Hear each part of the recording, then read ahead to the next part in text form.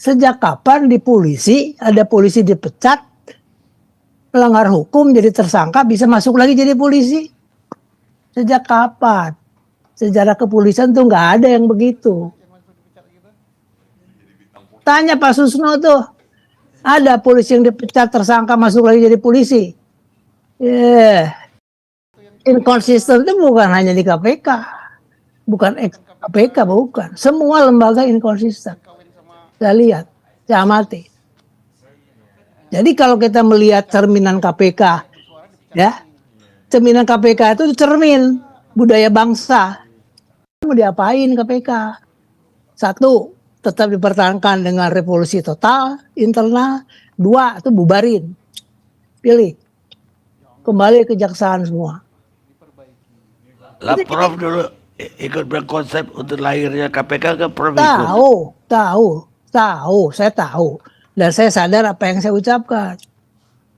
Kenapa? Karena yang saya lahirkan, yang saya buat susah payah, bertengkar dengan kejaksaan di Komisi 3 dulu, di 2. Ya, hasilnya apa? Hasilnya apa? Coba. Kerugian negara begitu bertriliun-triliun. Hasilnya mending Pak Sugeng tuh ngebiayain negara tuh, tapi dia masih mau tuh IPW ya. Tidak ada anggaran negara kan? Ini yang beri anggaran negaranya mandak gitu. Ini Dewas juga, aduh ampun. Makanya aduh, saya pikir gimana ya? Maaf nih, terpaksa harus ngomong gitu Pak Susno. Ya kan? Yang dulu kita sama-sama. Yang kita pikirkan lurus, bisa belok-belok. Apa maunya kita ini sekarang?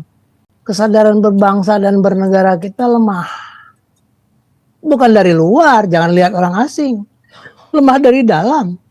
Kalau kita sudah lemah dari dalam, moralitas, kenegarawan kita, gampang dipecah belah dari luar. Jadi jangan nyalahkan luar. Ada nggak tuh dulu pungli di rutan? Ada, cuman nggak dibuka.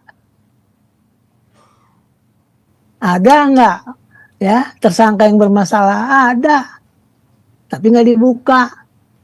Kasus tuh Nazarudin, bendara Partai Demokrat, apa yang kejadiannya? Saya tanya Yulianis, saya wawancara, saya rekam apa yang terjadi di dalam. Itu komen saya, Bang Barni. Polhukam mengatakan 349 triliun. Kemana? Saya dapat datanya dari DPR tuh, Pak Fahri. 80% yang nyuci uang tuh di Kementerian Keuangan. Bayangin. Kementerian yang ngurus stabilitas keuangan nyuci uang. 20% ada di Polri. Polri yang harus menghantam, memberantas cuci uang. Gimana? Saya yang ikut membuat, merencanakan, mempersiapkan undang-undang, kehabisan akal.